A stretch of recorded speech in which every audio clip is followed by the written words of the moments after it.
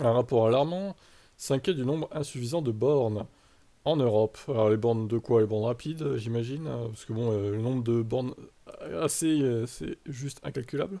Entre 2017 et 2023, les ventes d'électriques se sont envolées. Elles ont été multipliées par 18, pour atteindre 1,5 million sur l'année dernière. Dans un communiqué, Sigrid De Vries se dit préoccupée par cette situation. Elle ajoute, qui plus est, ce déficit d'infrastructure risque de se creuser à l'avenir, bien plus que ne l'estime la Commission européenne. Selon la CEA, il devrait y avoir 8 fois plus de points de charge publics en service en 2030 par rapport au nombre actuel si l'Europe veut respecter ses objectifs de baisse de CO2.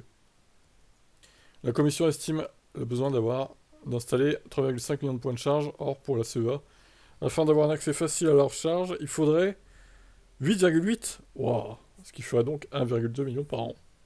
Cet écart s'explique notamment par le fait que la Commission se base sur une consommation moyenne des véhicules électriques plus basse, jugée peu réaliste sous les 15 kWh au 100, et sous-estime selon la CEA le nombre de véhicules rechargeables en circulation en Europe en 2030.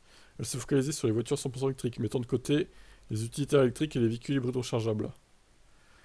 Ouais, enfin bon, ouais, si. Après, recharger son hybride rechargeable sur une borne publique, sur autoroute par exemple, c'est débile. C'est complètement débile.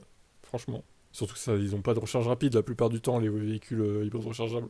Ils sont obligés de se taper du 7 kW AC, ou à la limite du 11 pour les meilleurs, mais bon, ça reste naze. Bref. De toute façon, plus il y aura de bornes, mieux ça sera, et des bornes rapides, hein, évidemment. Genre ça, quoi. Quel est votre avis sur la question?